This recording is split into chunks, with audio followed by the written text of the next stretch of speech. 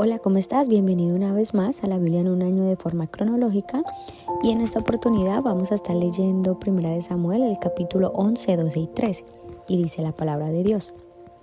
Como un mes después, el rey Naas de Amón dirigió a su ejército contra la ciudad israelita llamada Jabes de Galaad, pero los habitantes de Jabes pidieron paz. Haz un tratado con nosotros y seremos tus siervos, rogaron. Está bien, dijo Naas, pero con una sola condición: le sacaré el ojo derecho a cada uno de ustedes para deshonrar a todo Israel. Danos 7 días para enviar mensajeros por todo Israel, respondieron los ancianos de Jabes. Si nadie viene a salvarnos, aceptaremos tus condiciones. Cuando los mensajeros llegaron a Gibea de Saúl y le contaron al pueblo acerca de su aprieto, todos se echaron a llorar. Saúl había estado arando un campo con sus bueyes y cuando regresó a la ciudad preguntó: ¿qué les pasa? ¿Por qué están llorando? Así que le contaron del mensaje de Jabes. Entonces el Espíritu de Dios vino con poder sobre Saúl y se enojó mucho. Así que tomó 2 bueyes y los cortó en pedazos y envió mensajeros para que los llevaran a todo Israel con el siguiente mensaje: esto es lo que le pasará a los bueyes del que se niegue a seguir a Saúl y a Samuel a la batalla. Entonces el Señor hizo que la gente tuviera miedo del enojo de Saúl, por lo tanto todos salieron a la guerra como un solo hombre. Cuando Saúl los movilizó en Besek, se dio cuenta de que había 300,000 hombres de Israel y 30,000 de Judá. Entonces Saúl envió a los mensajeros de regreso a Jabes de Galaad para decir: lo rescataremos mañana antes del mediodía. Cuando llegó el mensaje, hubo gran alegría en toda la ciudad. Así que los hombres de Jabes dijeron a sus enemigos: mañana iremos a ustedes y podrán hacer con nosotros lo que quieran. Pero a la mañana siguiente, antes del amanecer, Saúl llegó con su ejército dividido en 3 destacamentos. Entonces atacó por sorpresa a los amonitas y los masacró durante toda la mañana. El resto del ejército amonita quedó tan disperso que no había 2 de ellos juntos. Entonces la gente clamó a Samuel: ahora, ¿dónde están esos hombres que decían: ¿por qué debe Saúl gobernarnos? Tráiganoslos aquí y los mataremos. Pero Saúl respondió: nadie será ejecutado hoy, porque este día el Señor rescató a Israel. Luego Samuel dijo a la gente: vengan, vamos todos a Gilgal para renovar el reino. Así que todos fueron a Gilgal y en una ceremonia solemne delante del Señor proclamaron rey a Saúl. Después ofrecieron ofrendas de paz al Señor y Saúl y todos los israelitas se llenaron de alegría. Capítulo 12. Entonces Samuel se dirigió a todo Israel: he hecho lo que me han pedido y les he dado un rey. Ahora el rey es su líder. Estoy aquí delante de ustedes, un hombre ya viejo y canoso, y mis hijos les sirven. He sido su líder desde mi niñez hasta el día de hoy. Ahora testifiquen contra mí en presencia del Señor y ante su ungido: ¿a quién le he robado un buey o un burro? ¿Alguna vez he estafado a alguno de ustedes? ¿Alguna vez los he oprimido? ¿Alguna vez he aceptado soborno o he pervertido la justicia? Díganme y corregiré cualquier cosa incorrecta que haya hecho. No, le contestaron ellos, nunca nos has engañado ni oprimido y nunca nos has aceptado un soborno alguno. El Señor y su ungido son mis testigos hoy, declaró Samuel, de que mis manos están limpias. Sí, Él es nuestro testigo, respondieron. Fue el Señor quien designó a Moisés y a Aarón, continuó Samuel. Él sacó a sus antepasados de la tierra de Egipto. Ahora permanezcan aquí en silencio delante del Señor mientras les recuerdo todas las grandes cosas que el Señor ha hecho por ustedes y por sus antepasados. Cuando los israelitas estaban en Egipto y clamaron al Señor, Él envió a Moisés y a Aarón para rescatarlos de Egipto y traerlos a esta tierra. Sin embargo, los israelitas pronto se olvidaron del Señor y su Dios. Entonces Él los entregó a Sisara, el comandante del ejército de Hazor, y también a los filisteos y al rey de Moab, quienes lucharon contra ustedes. Entonces clamaron al Señor nuevamente y confesaron: hemos pecado al apartarnos del Señor y al rendir culto a las imágenes de Baal y a Astoret. Pero te adoraremos a ti y solo a ti si nos rescatas de nuestros enemigos. Luego el Señor envió a Gedeón, a Bedán, a Jefté y a Samuel para salvarlos y ustedes vivieron a salvo. Pero cuando tuvieron miedo de Naas, rey de Amón, vinieron a mí y dijeron que querían un rey para que gobernara sobre ustedes, aun cuando el Señor su Dios ya era su rey. Está bien, aquí está el rey que han escogido. Ustedes lo pidieron y el Señor se los concedió. Ahora, si ustedes temen al Señor y le adoran, si escuchan su voz y no se rebelan contra sus mandatos, entonces tanto ustedes como su rey demostrarán que reconocen al Señor como su Dios. Pero si se rebelan contra los mandatos del Señor y rehúsan escucharlo, entonces su mano será tan dura con ustedes como ha sido con sus antepasados. Ahora quédense aquí y vean la maravilla que el Señor está a punto de hacer. Ustedes saben que nunca llueve en esta época del año durante la cosecha de trigo. Le pediré al Señor que hoy envíe truenos y lluvia. Entonces se darán cuenta de que tan perversos han sido al pedirle al Señor un rey. Entonces Samuel clamó al Señor y ese mismo día el Señor envió truenos y lluvia, y todo el pueblo quedó aterrado del Señor y de Samuel. Ora al Señor tu Dios por nosotros o moriremos, le dijeron a Samuel. A nuestras faltas hemos agregado el pecado de pedir un rey.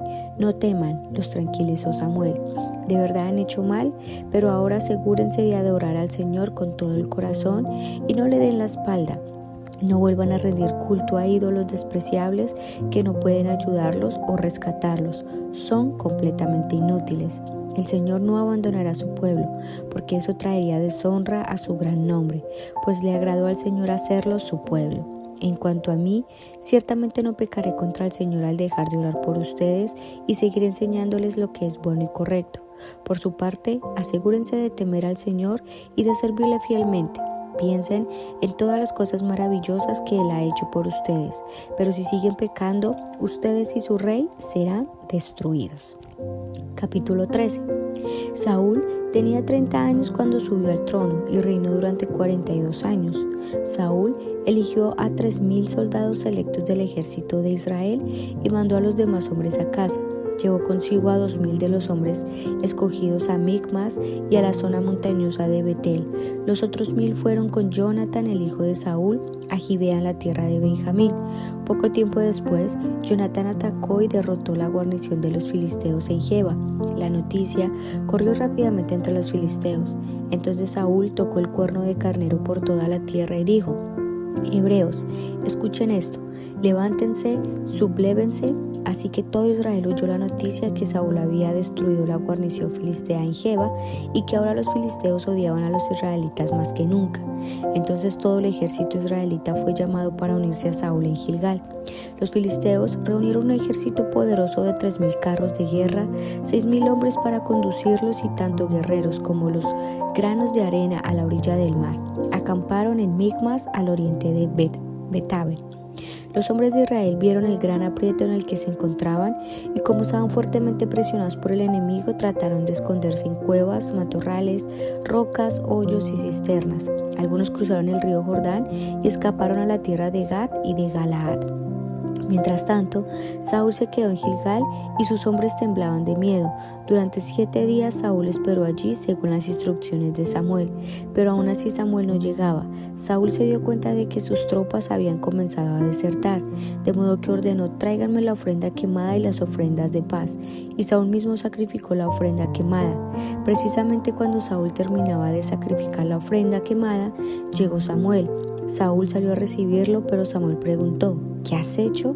Saúl le contestó: vi que mis hombres me abandonaban y que tú no llegabas cuando prometiste y que los filisteos ya están en Micmas listos para la batalla. Así que dije: los filisteos están listos para marchar contra nosotros en Gilgal y yo ni siquiera he pedido ayuda al Señor. De modo que me vi obligado a ofrecer yo mismo las ofrendas quemadas antes de que tú llegaras. ¡Qué tonterías!, clamó Samuel. No obedeciste al mandato que te dio el Señor tu Dios. Si lo hubieras obedecido, el Señor habría establecido tu reino sobre Israel para siempre. Pero ahora tu reino tiene que terminar, porque el Señor ha buscado a un hombre conforme a su propio corazón. El Señor ya lo ha nombrado para ser líder de su pueblo, porque tú no obedeciste el mandato del Señor. Después, Samuel salió de Gilgal y siguió su camino, pero el resto de las tropas fue con Saúl a encontrarse con el ejército de Gilgal y subieron a Gibea en la tierra de Benjamín. Cuando Saúl contó los hombres que todavía estaban con él, descubrió que solo quedaban 600. Saúl, Jonatán y las tropas acampaban en Geba, en la tierra de Benjamín, mientras que los filisteos levantaron sus campamentos en Micmas. 3 destacamentos de asalto pronto salieron del campamento de los filisteos. Uno fue al norte hacia Ofra, en la tierra de Sual, otro fue al occidente a Betorón, y el tercero avanzó hacia la frontera sobre el valle de Seboim, cerca del desierto. No había herreros en la tierra de Israel en esos días. Los filisteos no los permitían por miedo a que forjaran espadas y lanzas para los hebreos. Entonces, cada vez que los israelitas necesitaban afilar sus rejas de arado, picos, hachas y hoces, tenían que llevarlos a un herrero filisteo. Lo que cobraban era lo siguiente: 8 gramos de plata para afilar una reja de arado o un pico, y otros gramos para afilar un hacha o hacer la punta de una aguijada para bueyes. Por eso, el día de la batalla nadie del pueblo de Israel tenía espada o lanza excepto Saúl y Jonatán. El paso de Micmas, mientras tanto, había sido asegurado por un contingente del ejército filisteo. Bueno, en esta lectura podemos ver muchas cosas que creo que nos hacen pensar un poco acerca del corazón de Samuel, de Saúl, y empezando vamos a notar la diferencia que hay en un hombre cuando es lleno del Espíritu de Dios y cuando no.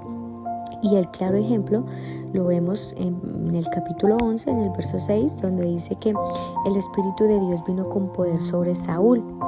Entonces, aquí notamos cómo el Señor empieza a usar a Saúl y cómo hace que su espíritu venga sobre él, e incluso hace que las personas del pueblo le temieran. Entonces, luego de esto, vemos en el capítulo 12, entonces vemos cómo Samuel hace un pequeño resumen de toda su trayectoria y cómo se entregó totalmente al servicio de Israel y del Señor, aún desde niño, y cómo le hizo saber a Israel su forma de pecar contra Dios, porque se apartaron muchas veces de sus caminos, y aún más cuando Israel pidió un rey sabiendo que Dios era su rey. Entonces Samuel continúa su discurso y cierra con algo maravilloso, diciendo: ciertamente no pecaré contra el Señor al dejar de orar por ustedes. Y esto nos muestra un compromiso tan profundo que Samuel sentía que era su deber orar e interceder por Israel.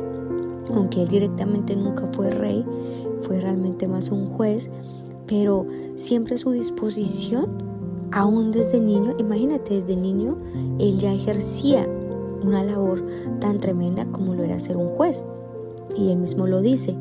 Entonces, ¿cómo hizo señales que en esos tiempos, o en esa época más bien, en esa época del año no llovía? Y dice que el Señor envió truenos y lluvia, y todo el pueblo quedó aterrado del Señor y de Samuel. Entonces, aquí vemos una relación profunda entre Dios y Samuel. Y creo que nosotros lo podríamos ver como imposible ante nuestros ojos, pero nosotros también podemos tener una relación así con Dios. Pero la única manera de tener una relación tan cercana así con Dios es teniendo un corazón conforme al corazón de Dios.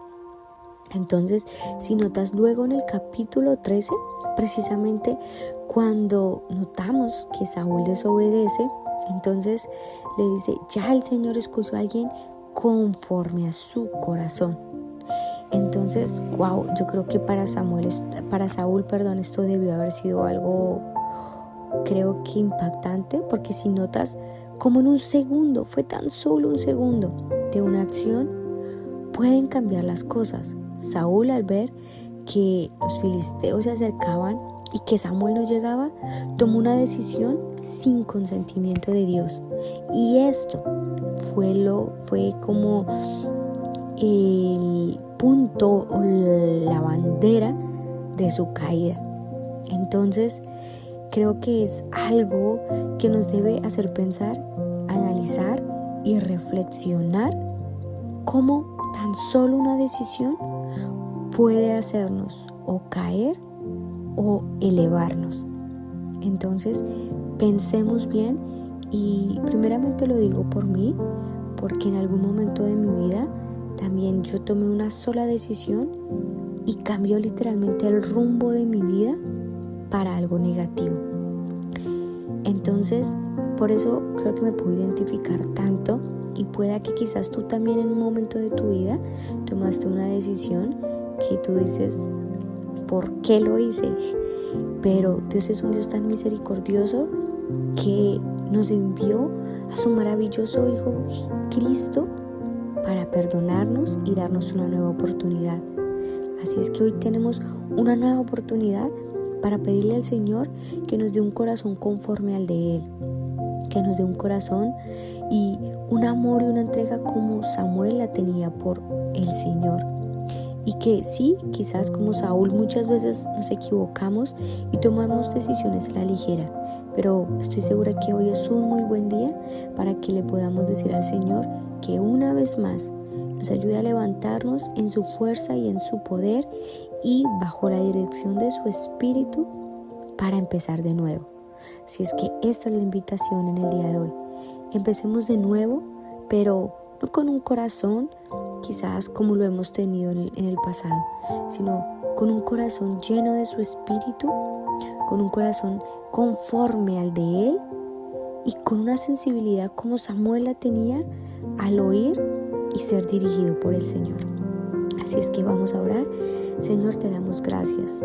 Gracias por la oportunidad que nos das una vez más de aprender de tu palabra, porque entendemos que tú realmente buscas más que los sacrificios, que los holocaustos, como en este caso lo había hecho Saúl, de dar una ofrenda. Tú buscas es un corazón obediente, un corazón que te ame, un corazón que te agrade. Ayúdanos, Señor, a obedecerte cada día, a seguir tus estatutos y a hacer tu voluntad. Porque si de algo estamos seguros es que queremos agradarte, amarte, Señor, y servirte.